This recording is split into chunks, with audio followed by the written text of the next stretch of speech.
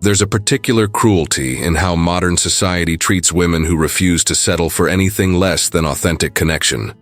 While 73% of women report feeling lonelier despite more social opportunities than ever, Carl Jung revealed this isn't punishment, it's preparation. What you're about to discover will illuminate why certain souls endure what feels like cosmic delay in finding their tribe. Jung understood that some women carry an innate rejection of the superficial, a built-in resistance to the collective unconscious that demands conformity. This isn't evidence of your inadequacy, it's evidence of your specificity. Only 3% of women develop this rare capacity to remain untouched by the desperate need for external validation. If you've ever felt that peculiar ache when everyone around you seems to effortlessly blend into social circles while you remain suspended in space between longing and discernment, this video will change everything. You've felt this, haven't you? That sensation of being surrounded by people yet fundamentally alone, speaking a language your soul cannot translate into small talk and surface-level connections. Your nervous system responds differently to people-pleasing scenarios than others. Where most individuals feel energized by approval and acceptance, you experience a subtle but persistent drain. This isn't antisocial behavior. It's your psyche protecting something precious within you. Jung would call this the activation of your authentic self refusing to be diminished. When someone asks you to be smaller, quieter, more agreeable, your entire being rebels not out of defiance, but out of preservation. Your soul recognizes that saying yes to what doesn't align with your truth is saying no to your highest potential. The first sign manifests as an almost physical inability to fake enthusiasm. You've tried, haven't you? Standing in conversations about topics that feel meaningless, forcing smiles at jokes that don't resonate, nodding along to opinions that make your spirit contract. Your body keeps the score, and it refuses to participate in the performance.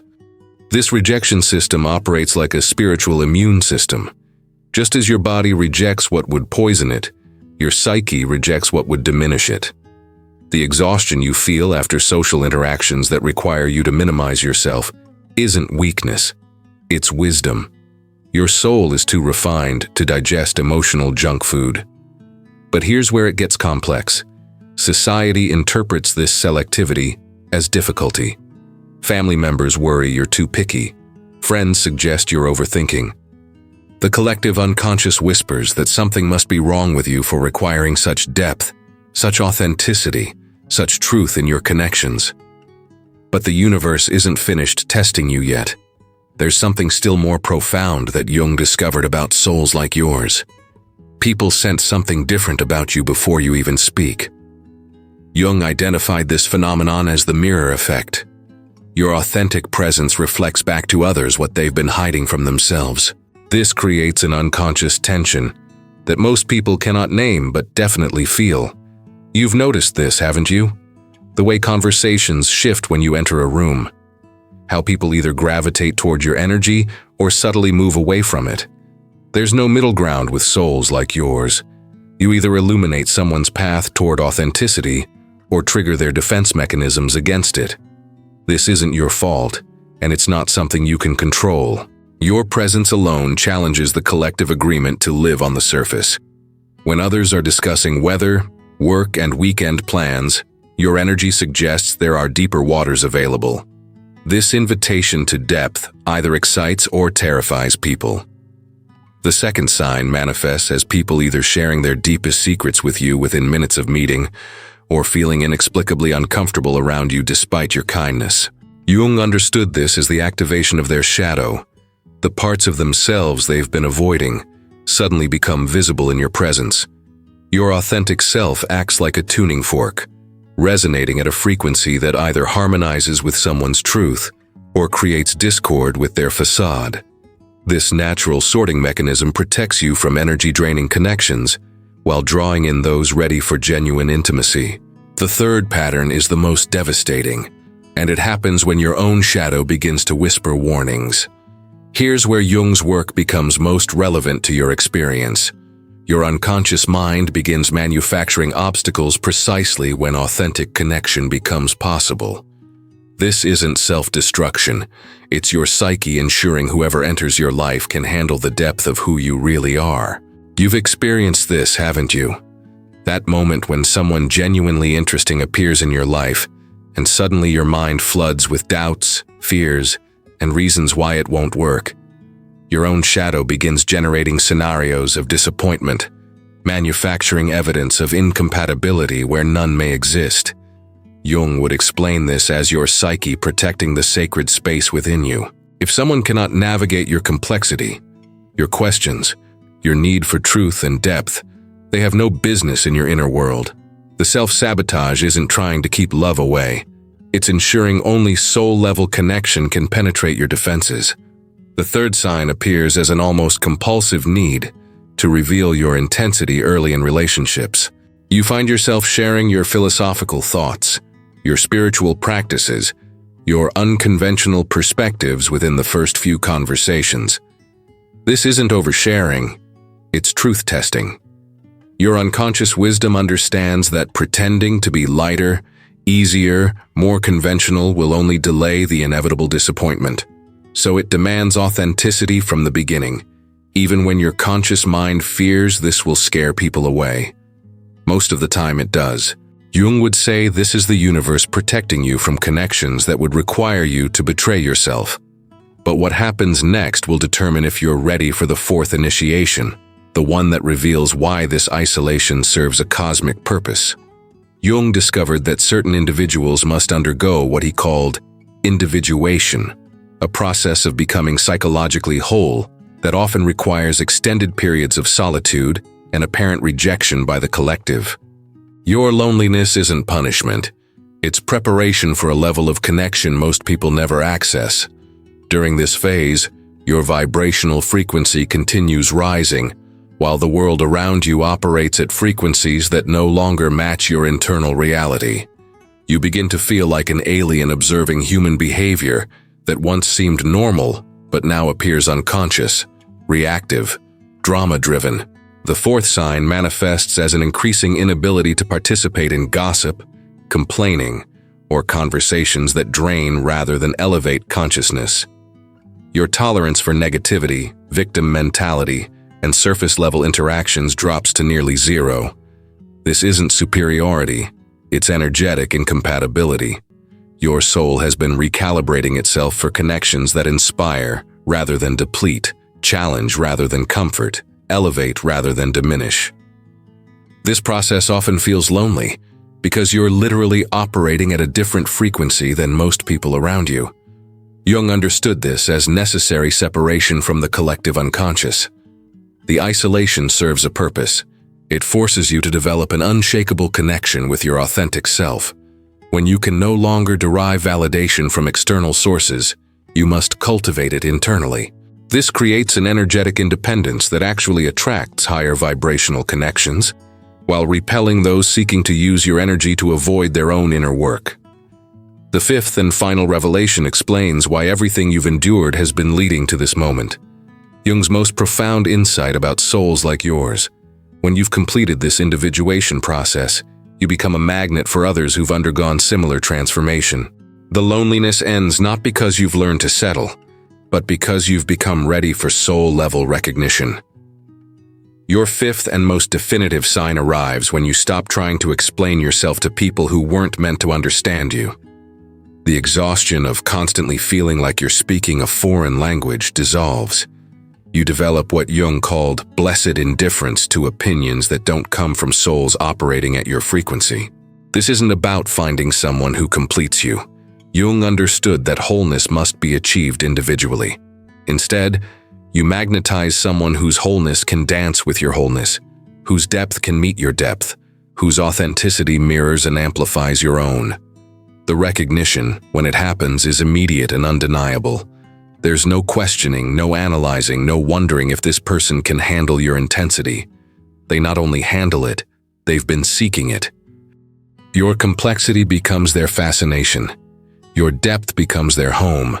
Everything you've endured, every rejection, every moment of feeling too much, too intense, too complicated, suddenly reveals itself as preparation. The universe wasn't withholding love from you. It was refining you until you became worthy of the love your soul has been seeking all along. You finally understand that you weren't being punished, but refined. Every test served to reveal what still needed healing, what still needed strengthening, what still needed to be released. The cosmic delay wasn't cruelty. It was love in its highest form. Jung discovered that the process of individuation, becoming psychologically whole, is not just personal development. It's a sacred covenant with your soul's highest purpose. What you've experienced throughout this journey of refusing to please others isn't rebellion. It's your psyche's relentless pursuit of authenticity, demanding nothing less than complete integration of your conscious and unconscious selves. This integration creates what Jung called self-realization, the moment when you no longer need external validation because you've achieved internal coherence. Every rejection you've endured, every moment of feeling too much for others, has been your psyche protecting this sacred process of becoming who you were destined to be from the beginning. The loneliness you've carried wasn't emptiness. It was gestation. Your soul has been developing what Jung identified as incomparable uniqueness, a psychological fingerprint so distinct that only those operating at similar frequencies of authenticity can recognize and appreciate its complexity. This is why surface-level connections felt impossible. Your individuated self literally cannot function at lower vibrational frequencies. Jung understood that true individuation creates a paradoxical effect. The more authentically individual you become, the more deeply you connect with what he called the entire human family. Your refusal to please others hasn't made you antisocial. It's prepared you to offer something far more valuable than compliance: genuine presence. This transformation occurs through what psychologists call cathartic integration, the moment when all your accumulated experiences of being different, difficult, or demanding suddenly reveal their higher purpose. The pain you've carried becomes wisdom. The rejection you've endured becomes discernment. The loneliness you've survived becomes the capacity for profound intimacy. Your individuated presence now serves as what Jung called a mirror for others seeking their own authentic path. People either feel inspired by your example or triggered by your refusal to participate in collective unconsciousness. This natural sorting mechanism continues protecting your energy while drawing in those ready for genuine connection. From Jung's perspective, souls like yours volunteered for a more complex incarnation. While others could find satisfaction in conventional paths, your psyche demanded the full hero's journey: death of the false self, navigation of the shadow, integration of opposing forces, and rebirth as an individuated being. This process required what spiritual traditions call sacred suffering, not punishment, but purification. Every test refined your ability to distinguish between authentic and inauthentic connection. Every disappointment strengthened your commitment to truth over comfort. Every moment of isolation deepened your relationship with your authentic self. The universe understood that conventional love would never satisfy a soul seeking individuation. You needed someone whose own journey through psychological wholeness prepared them to recognize and celebrate your complexity, rather than ask you to diminish it. This is why the waiting period felt eternal. Your soul was literally being prepared for a love that operates at the frequency of psychological and spiritual maturity. Jung discovered that individuated beings create what he called magnetic fields of authenticity that naturally attract others who've completed similar inner work. This isn't about finding someone who needs you or someone you need to fix. It's about recognizing another sovereign being whose wholeness can dance with your wholeness. The recognition happens instantaneously because individuated souls operate with what Jung termed psychological transparency, the ability to see and be seen without masks, games, or pretense. There's no wondering if this person can handle your intensity because their own intensity matches yours. There's no fear of being too much because they've been seeking exactly your level of depth and authenticity. This partnership doesn't complete you. Jung understood that completion must happen individually. Instead, it amplifies your already whole self, creating what he called a union of conscious equals rather than a merger of incomplete halves seeking wholeness through each other.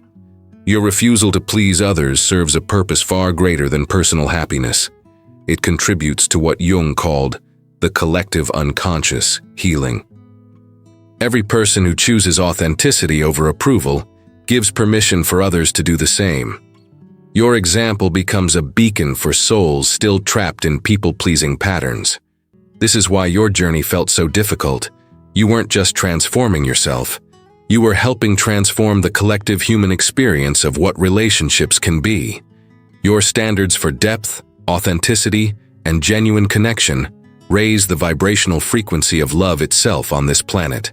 Jung believed that individuated beings become agents of conscious evolution, helping humanity move beyond unconscious patterns of codependency, people-pleasing, and surface-level connection toward mature love based on mutual recognition of each other's authentic essence.